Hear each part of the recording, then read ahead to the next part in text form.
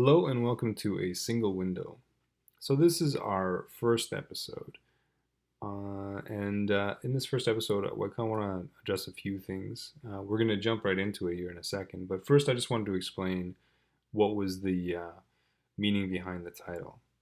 So A Single Window is a reference to F. Scott Fitzgerald's The Great Gatsby.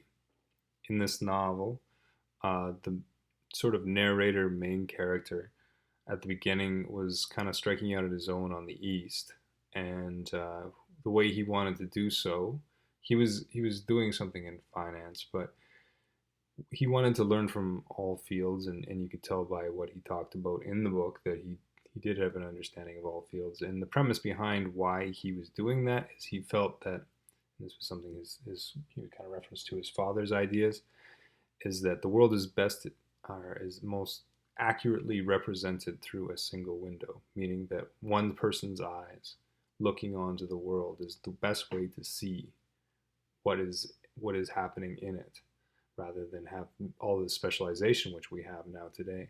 So this is going to be a little bit of a contraposition to sort of the scientific modality now, which is so predominant that everything should be specialized and super in very distinct fields and very closed door sort of subfields below them and everything else. So that's going to be the sort of movement we're going forward with here. Okay, so the best place maybe to start and talking about how these sort of metaphorical windows work is with the book that's being represented in this picture here. So this picture represents a very famous novel called Zen and the Art of Motorcycle Maintenance. And the main character, or the person that wrote it, and also the sort of main character of the novel, was Robert. And he was taking a cross-country trip with his son Chris. And I'm not going to try to get too into the details of this, but Robert had sort of a interesting past, as he was a professor that was incredibly intelligent as far as IQ scores, and I think he said he had like a 170 or something, and he was really good at what he termed in the novel as classical logical knowledge. So the way he described this was sort of like the ability to take an analytical knife and cut things up. So think of this as sort of like having a frog, and if you want to understand the frog really well, there's only so much you can see by the initial outward appearance of it. You really need to cut it open to see what's going on inside if you're going to understand it at a certain level.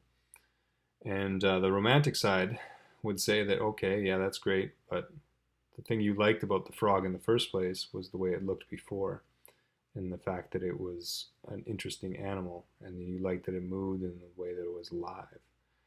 So this is not dissimilar to Zen and the Art of Motorcycle Maintenance main premise, which is when somebody's riding a motorcycle across the country, they have they have to have this classical understanding of how the motorcycle works if they're going to keep it working.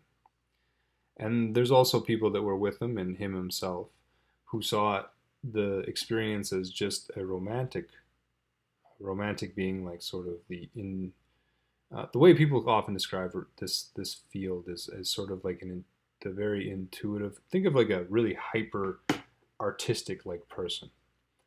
Uh, they're maybe a little bit irrational at times, you might say. They may be a little bit emotional, a little bit charged, a little bit excitable, but they're very good at what they do. They understand art, and they can elicit emotional responses out of everybody through their art. If you just want to think of it like a singer, or even just like a really good painter, they're very good at that. But they're not always really in tune with this classical logical, and they kind of think of it as boring. Robert's point is that most of the world either sees things one or the other way. So there's people that are really interested in how the motorcycle works, and there's people that are really interested about how the experience feels. But his overarching idea is that both of these are needed.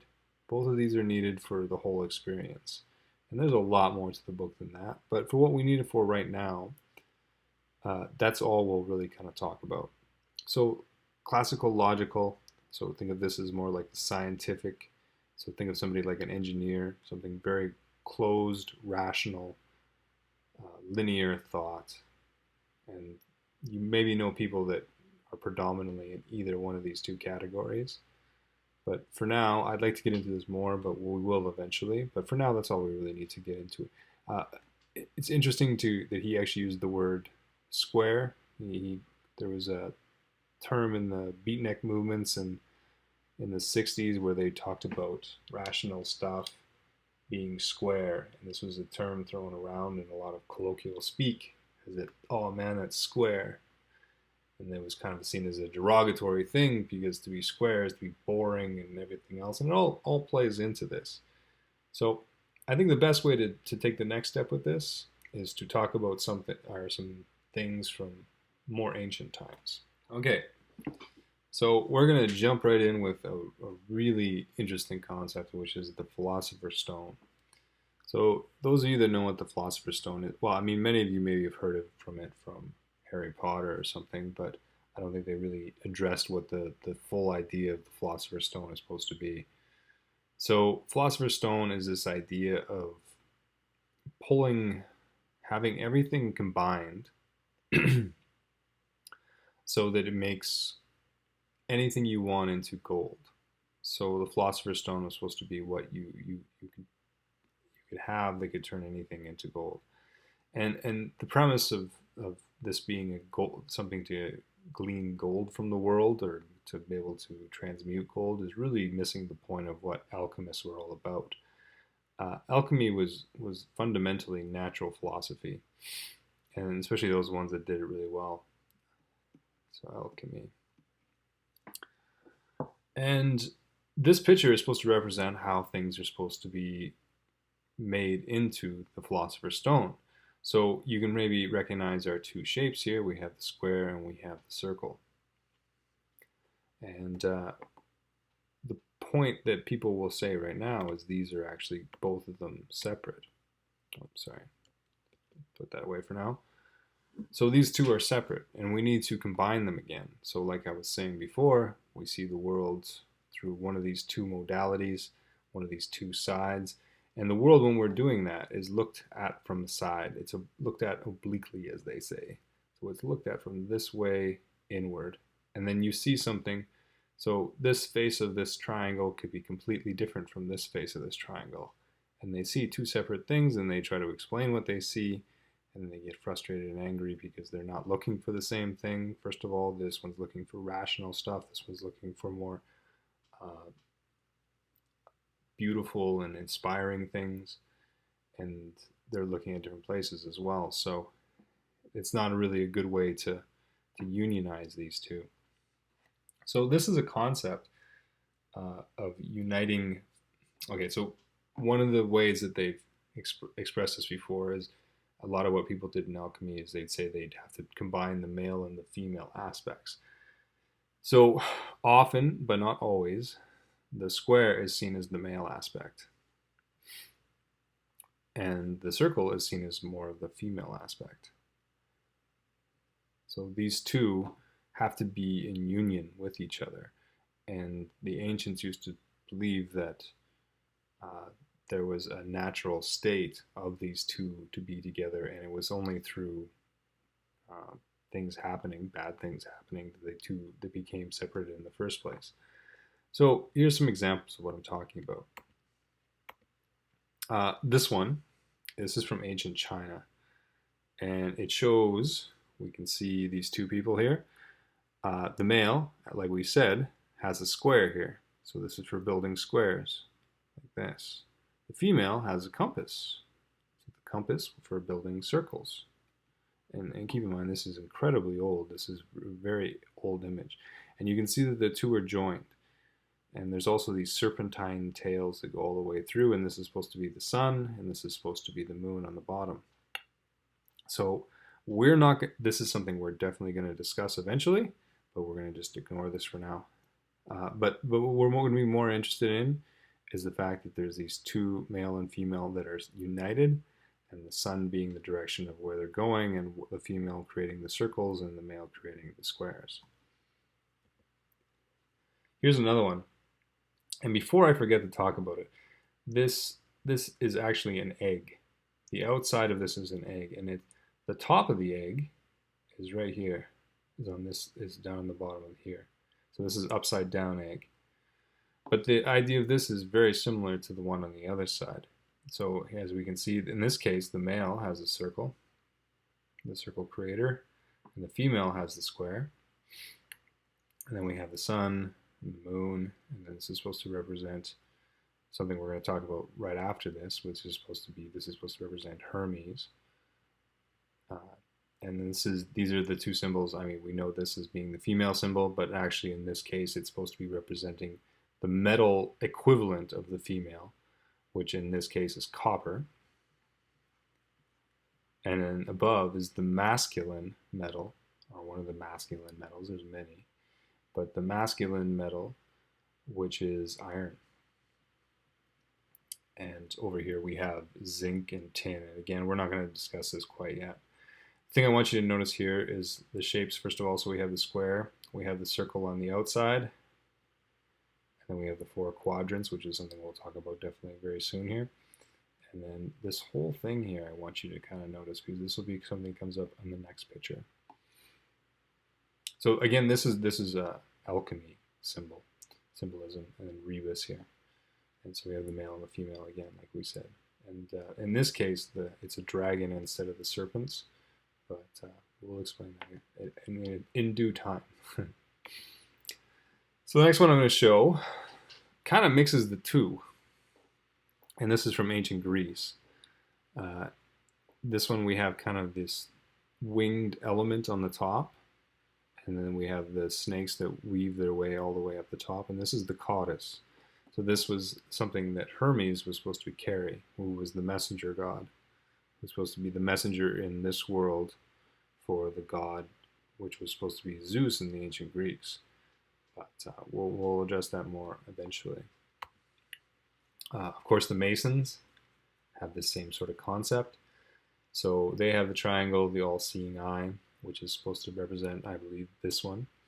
And then we have the compass on top and the square on the bottom. Another one we can talk about, and one we will talk about because this is very interesting, is this is actually more shapes than it looks like, and we'll explain them all in due time. But this is the Incan cross, and this is different levels of existence. Each of these shapes is supposed to show that. And the only thing I wanted us to really take from this time is the hole in the center. And this is supposed to sort of show, well, what I believe to show. This is supposed to be, well, according to them, this is how you travel between the layers. And this highlights, though, to me, that this is an introspective process, not something that we'll have to search around the world for. This is something that has to be done internally.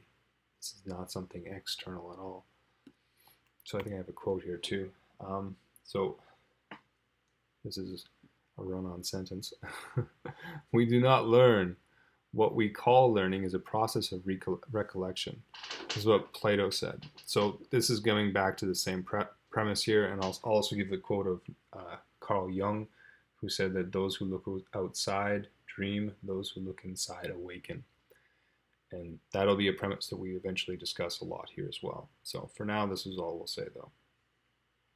Okay, a way to reinforce all of this, and I know it might sound a little fantastical right now, but the way to reinforce this is with this famous Renaissance era, the very beginning of Renaissance, I think, is the school of Athens, so from ancient Greece.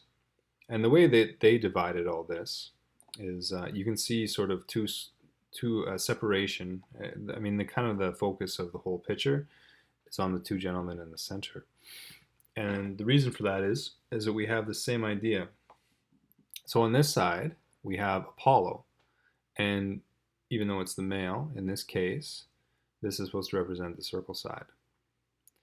So Apollo was this intuitive, if you wanted to know about the future, you went to his Pythia.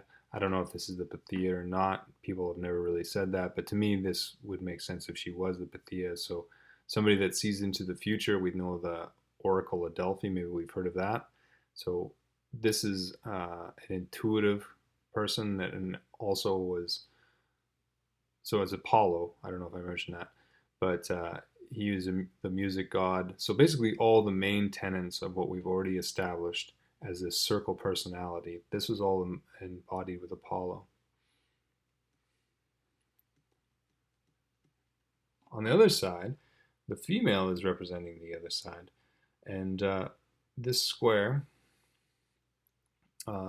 person in this case is Athena. So Athena is the sort of rationally, she was known as the wise kind of warrioress. She was the one that helped all the main heroes get through their problems and be able to come up with ingenious ways to win wars and to win battles and come up with smart things to do. This is Athena. She was the kind of cold, rational, logical one, and some of the stories they told did have her as quite a cold person in some ways. She was known as a gray-eyed, wise Athena. So those are the two sides, and in the picture we have people that sort of exemplify these modes of thought. So here's Heraclitus, which was very much this type of thinker, and I believe this is Parmenides here. So that side, oh, and Socrates, and there's many we could discuss, but just kind of take my word generally that most of these are this kind of thought, school of thought. And on this side, it's more sort of rationally, observationally supported kind of things we can see, and we can see that they're all observing things in the stars and these sort of globes that they're looking at, and they're doing mathematics on the ground. This is more of an abstract kind of group of people. But these people over here, even though that this making a circle here, I don't know if that's really supporting what I'm saying. But regardless, generally, most of these are the ones that are doing it the other way. This takes us to our two characters in the center. So the one on this side being Plato, this one being Aristotle. Let's get a closer look. So Plato, on this side, we can see that he's a bit older in this picture, and he's pointing towards the heavens. So we see his finger pointing up towards the sky. This was very much what Plato was about, was saying that the world itself was not really that important. The world was just showing us imperfect forms of the perfect form that existed that we can't see, and that we should be all looking towards the heavens. And we can see the two colors of what he's wearing, the purple, which you could say represents probably ether or air, and then the red representing fire. And these are in the Greeks, that's the two top levels. And then you can also see his book, his most famous book, is also oriented in this way. So Plato and Aristotle were kind of like, if we're going to think of this as like a cross, they're the ones going up and down. Aristotle has his hand pointed down, as we can see here, and he has the colors of water and earth, and he's the one saying that the earth is what we should be focused on. So I would do this like this. We have on this side, we have Apollo, which is our circle, and keep in mind this looks like it's opposite, but I think the picture was intended to be them coming forward and it representing their thought. So this is backwards, but keep in mind that we're looking at it from their perspective. On this side, we have the square, and then looking up towards the heavens, we have Apollo, and looking down towards the earth, we have Aristotle. So these four quadrants are going to be very important to what we do or talk about and discuss in the future. To me, this is everything, just about everything right here. And this is shown in the ancient Greeks, but I can show it in many other examples, and I will here yet. So I think that's enough for today, though. So I hope you found that interesting. If you have any ideas or want to kind of challenge something I've said, leave it in the comments section. I'll be very happy to read your comments and hopefully have a little bit of dialogue between us, and then we can maybe negotiate something between us as maybe a better idea. We'll see. Anyway, all right, have a good day.